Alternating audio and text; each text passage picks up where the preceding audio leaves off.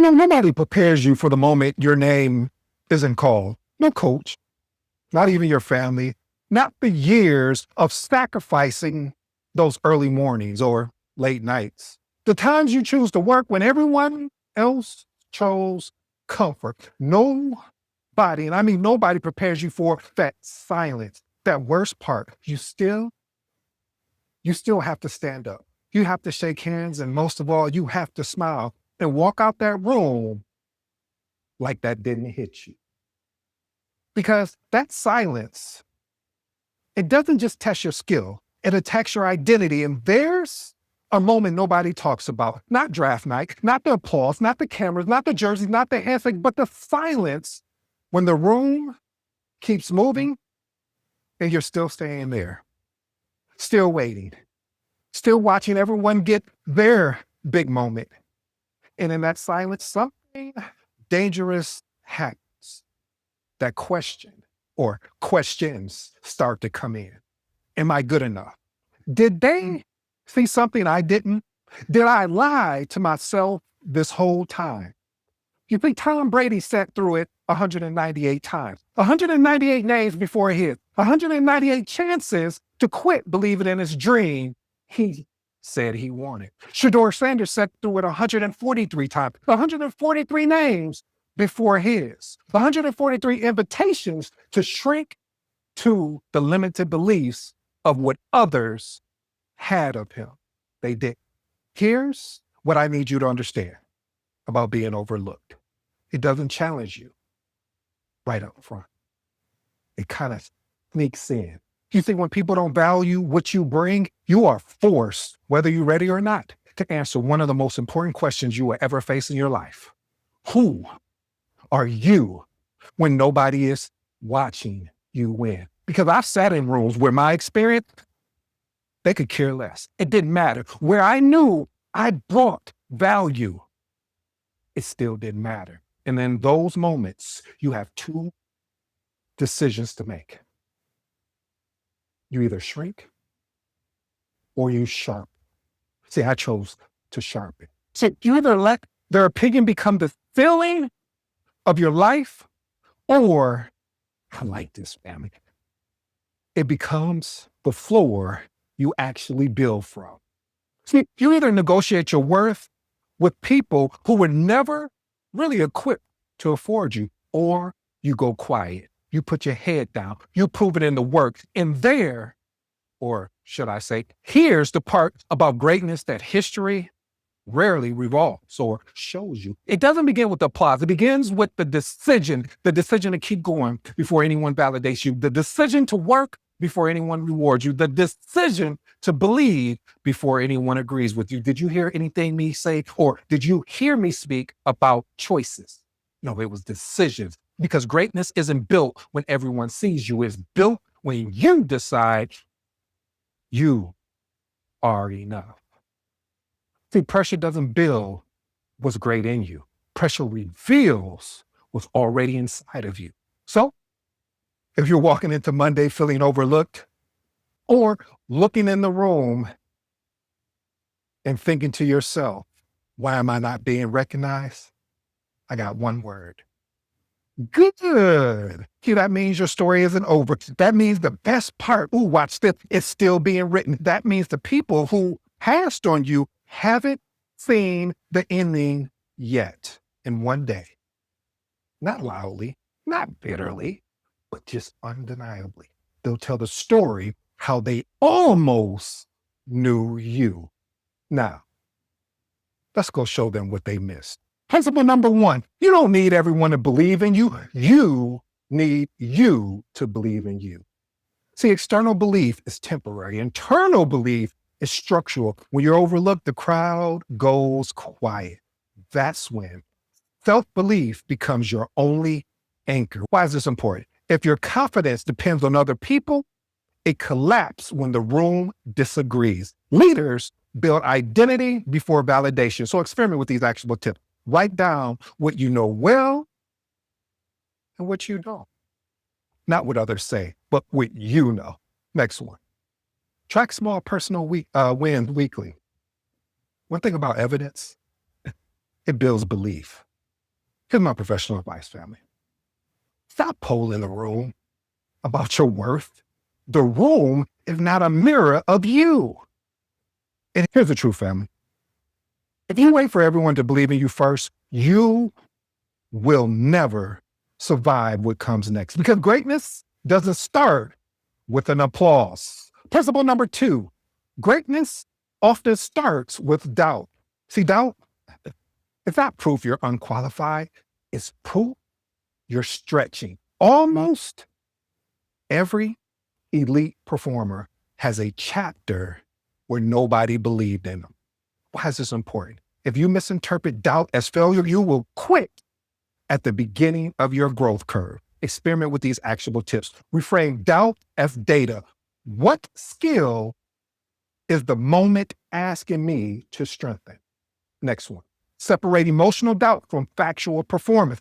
Feelings are not metrics. Here's my professional advice, family.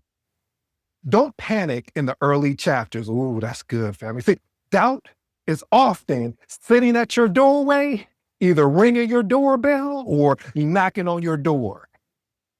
Because once doubt shows up, pressure, I promise you, won't be too far behind. Principle number 3, pressure reveals what's already inside of you. Again, pressure reveals what's already inside of you. Pressure doesn't create greatness. It exposes preparation. When your name is finally called, there is no hiding. Why is this important? If you only prepare when you're noticed, you'll crumble when you're elevated. Experiment with these actionable tips. Practice like you've already been chosen. Ooh, I like that. Audit your habits. Are they built for the opportunity, or are you sitting in comfort? Here's my professional advice, family. Don't train for visibility. Train for competency. And when that pressure, it rises, resist temptation to argue your value. Principle number 4, prove it in the work, not in the argument. Arguing for your value weakens it. Execution, though, it strengthens it. Work compound daily and quietly improves it. Why is this important? The more you argue, the more defensive you look. The more you execute, the more undeniable you become. Experiment with these actionable tips. Reduce emotional explanation and increase measurable output. Next one, let your outcomes speak in rooms where opinions are dominated. Here's some professional advice I would like you to pay attention to. Leaders, exceptional leaders, they don't audition. They just deliver. And while they're delivering, avoid the trap that kills confidence quietly. Principle number 5, comparison will kill your confidence. So stay in your lane. See, comparison distorts perception. You start measuring your beginning against someone's middle and end. Why is this important? Confidence erodes when you compete with timelines that were not destined or destined for your life. Experiment with these actionable tips. Limit exposure to highlight reels when you're building fundamentals. Oh, I like that, family. Define your own success metrics for the season you are currently in. And here's my professional advice. Run your race. This is why lanes exist, for this reason, so you can run your race. And when you're secure in your lane, you can walk into any room differently. Principle number 6, carry your confidence into every room, even when you're not invited. See, confidence is not granted by invitation. It's carried by identity. Why is this important? Rooms test posture. If you shrink before you speak, you've already surrendered influence. So experiment with these actionable tips. When you're in a room, read the room and trust you inside that room. Next one. Speak once with clarity instead of having to over-explain yourself. Here's my professional advice. Presence speaks before your mouth can even open. But presence means nothing if you're still negotiating your value. Principle number 7, don't negotiate your worth with people who can't afford you. Whoa, that's tough. Some environments are not equipped to value what you bring to the table. That misalignment, that inadequacy, and you have to be okay with that. Yeah. But that doesn't mean you have to settle. That doesn't mean you have to sit there. That doesn't mean you have to give up or give in to what the thing you said you wanted. Why is this important? Because if you constantly discount yourself, you train people to do the same. So experiment with these actual tips. Stop over justifying your experience. Next one, evaluate rooms and see if the room is a room for growth, or is this another validation trap that I got set up in? Here's my professional advice. Not every room deserves access to your exceptionalism. So when you stop negotiating your worth, something very powerful happens. Principle number 8, message.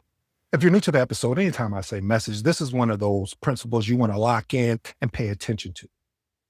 Principle number 8.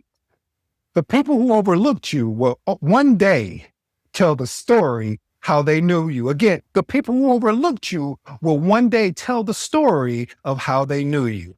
You know what thing about success? It rewrites memory. The same people who passed on you often claim later that they knew you, often try to get into your proximity, often, okay, no, I can't, I gotta go. From one of these things that you have to understand is when you're being overlooked, there's going to be somebody one day that says, oh, I knew when you got started, such and such, but they're not going to say when they doubted you. They're not going to say when they responded to you in a way where they weren't trying to uplift you. They were trying to put their foot on your neck, but I'll digress. This is why this is important, especially for you on this. Bitterness, it wastes energy. Consistency, confidence, and trust in the process. Let me tell you what that does. That builds commitment, that builds legacy, that builds growth. So experiment with these actual tips. Focus on trajectory, not revenge. Next one, document your growth so you can see your evolution. Here's my professional advice, family. Don't aim to prove them wrong. Aim to outgrow the moment you are currently in. See, your draft position never defined your destiny. Your decisions did. Your decision to either compete, not to prove them wrong, but to prove the process that you stay committed to, even when it was easier to give up and quit. Here's the truth, family. Before your day starts, I want you to remember something. Your draft position was a moment. It was someone else's evaluation in someone else's room at one point in time. But your destiny, see, that's built in private. It's built in early mornings when nobody is watching. It's built in discipline when you choose, when recognition doesn't actually show up. It is built in decisions to believe in yourself before the world wakes up and agrees with you.